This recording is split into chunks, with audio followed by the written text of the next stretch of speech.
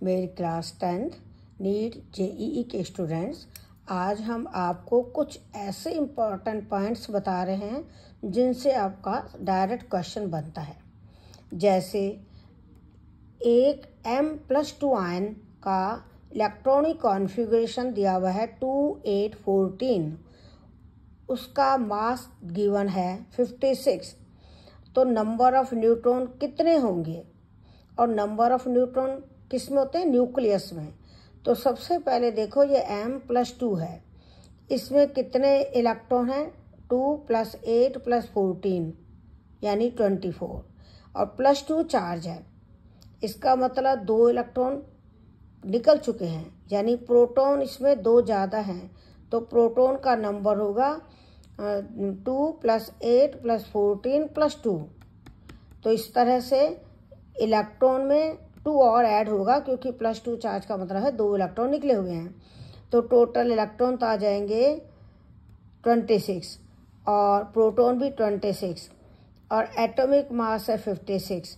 Atomic mass में से atomic number यानी नंबर ऑफ प्रोटॉन माइनस कर दो, 56 में से 26 माइनस कर दो, तो न्यूट्रॉन का नंबर आएगा 30। तो आपका आंसर होगा 30। Most of the metals combine with acid to give, ये क्वेश्चन पूछा जाएगा कि ज़्यादातर मेटल्स एसिड से रिएक्शन करके क्या देती हैं, तो आप लिखोगे सॉल्ट एंड हाइड्रोजन गैस। जैसे जिंक की HCl से रिएक्शन कराएंगे, ZnCl2 और H2 बनेगा, यानी सॉल्ट भी बन रहा है और हाइड्रोजन गैस भी बन रही है। गैस के लिए हम ऊपर एरो लगाते हैं।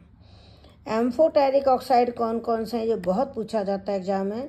Al2O3, SNO tin oxide, PbO, ZnO, ये एम्फोटेरिक ऑक्साइड हैं। एम्फोटेरिक ऑक्साइड का मतलब होता है जो एसिड और बेस दोनों से रिएक्शन करके सॉल्ट बनाते हैं। एसिड से भी रिएक्शन करते हैं और बेस से भी, सॉल्ट एंड वाटर बनाएंगे।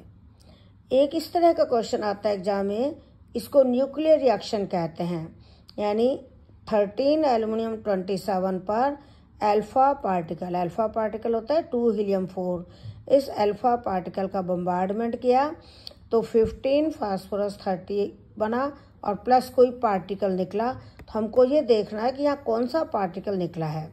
उसका तरीका क्या है कि पहले एटॉमिक नंबर को देख लो, 13 + 2, इधर 15 है, इधर भी 15 है, इसका मतलब एटॉमिक नंबर दो यानी नंबर ऑफ प्रोटॉन दोनों तरफ बराबर हैं, तो हम 0 लिख देंगे। अब मास नंबर देखो, 27 + 4 31 मास नंबर है, यहाँ पर 30 है, इसका मतलब मास नंबर 1 होगा। तो जब 0 चार्ज है, मास 1 है, तो उसको हम न्यूट्रॉन कहते हैं। तो यहाँ फिल इन द ब्लैंक में आएगा न्यूट्रॉन। तो ये एक न्यूक्लियर रिएक्शन है जिसमें न्यूक्लियस में चेंज होता है। अगला पॉइंट है आइसोप्रीन क्या है। आइसोप्रीन ध्यान देना, इसमें हम 4 कार्बन लिखेंगे, पहले और तीसरे पर डबल बॉन्ड लगाएंगे और 2 पर मिथाइल लगाएंगे। तो 2 पर तो मिथाइल है, 1 एंड थर्ड कार्बन पर डबल बॉन्ड है, तो इसको बोलते हैं 2 मिथाइल 1,3 ब्यूटाडाइन। ये आइसोप्रीन है। ये नेचुरल रबड़ का मोनोमर है, यानी नेचुरल रबड़ आइसोप्रीन का पॉलीमर है। तो यूँ भी क्वेश्चन आ सकता है कि नेचुरल रबड़ किसका पॉलीमर है, तो आप लिखोगे आइसोप्रीन का। ये भी आ सकता है नेचुरल रबड़ का मोनोमर क्या है, तो आप लिखोगे आइसोप्रीन। ये भी आ सकता है कि आइसोप्रीन का फॉर्मूला क्या है, तो आप लिखोगे 2 मिथाइल 1,3 ब्यूटाडाइन, ये वाला फॉर्मूला है, ये इसका IUPAC नेम है। CaO को हम बोलते हैं क्विक लाइम, उसकी वाटर से रिएक्शन कराएं तो क्या होता है, तो आप लिखोगे कैल्शियम हाइड्रोक्साइड बनता है और हीट निकलती है। तो इसमें जब हम क्विक लाइम पर वाटर डालते हैं तो हीट बाहर निकलने से ये क्विक लाइम टूट जाता है और ऐसे आवाज़ आती है, तो इसको बोलते हैं स्लेकिंग प्रोसेस।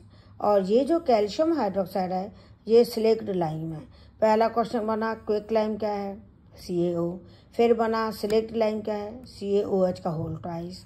फिर बना कि ये रिएक्शन एक्जोथर्मिक है या एंडोथर्मिक, आप लिखोगे एक्जोथर्मिक। क्यों? क्योंकि इसमें हीट रिलीज होती है और ये स्लेकिंग प्रोसेस है। पीरियोडिक टेबल में मेटल्स जो कैटलिस्ट के रूप में यूज होती हैं वो कौन से ब्लॉक से रिलेटेड है, तो आप लिखोगे डी ब्लॉक, क्योंकि आपको पता है पीरियोडिक टेबल में एलिमेंट्स को 4 ब्लॉक में बांटा है, S block, P block, D block, F block. ज़्यादातर जो मेटल्स कैटलिस्ट के रूप में यूज होती हैं वो डी ब्लॉक की हैं, जिनको हम ट्रांजिशन मेटल्स कहते हैं। All the best, thank you.